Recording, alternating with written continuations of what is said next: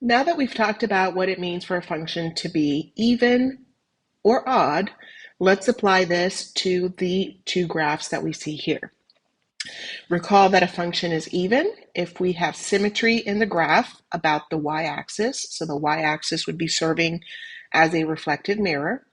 And we say that a function is odd if we have symmetry about the origin, which is the same as saying that one part of the graph is created by creating a reflection over the x-axis and then over the y-axis. So two reflections back to back.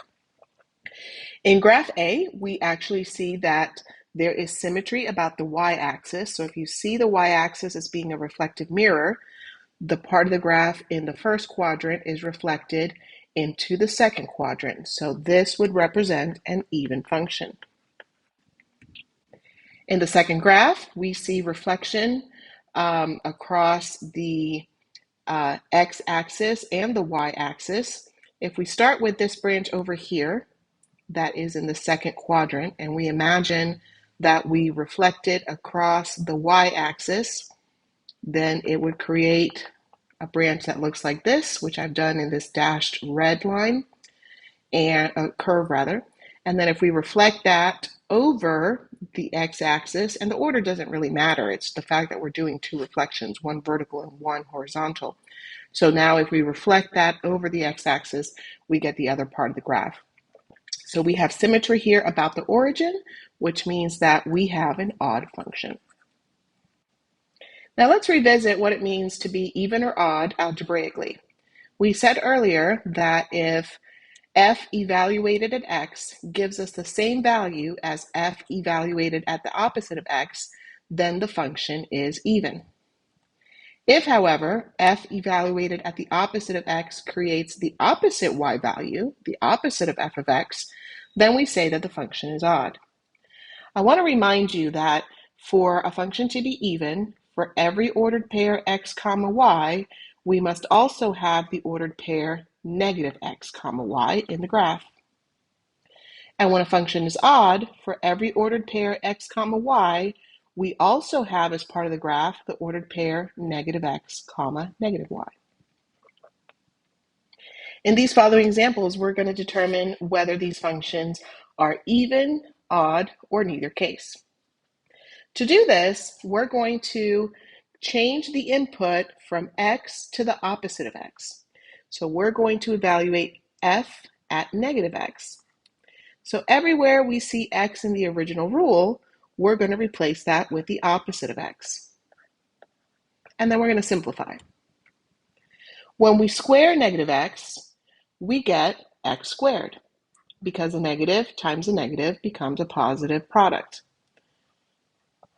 So we see that after simplifying, when we square negative x, we get x squared.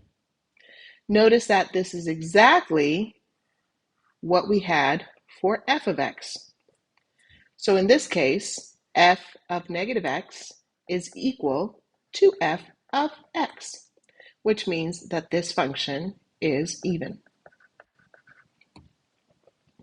In the next example, we're going to substitute negative x for our input and simplify. So in this case, we have 9 times negative x quantity cubed plus 8.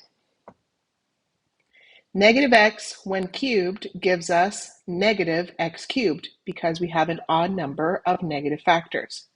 So this is going to simplify to negative 9x cubed plus 8. Well, certainly this does not equal the original value of f of x, so we do not have an even function. But it also doesn't equal the opposite of x either, because we would have needed to have a negative 9x cubed, but also a negative 8. So in this case, we have neither case. So f of negative x does not equal the original f of x, and f of negative x does not equal the opposite of the original f of x expression. In the next case, we do the same procedure. We're going to change the input from x to negative x and see what happens after we simplify. So we have negative x in the numerator In the denominator, we have negative x quantity squared and then plus 5. Well, the numerator doesn't simplify, so we're just going to keep that as negative x. The denominator, however, when we square negative x, we get x squared, and of course we still have the plus 5. Well, notice that if I place the negative sign from the negative x in the numerator out in front of the entire function, which I can do, this is exactly the opposite of the original f of x. That means that f at negative x equals the opposite of the original f of x.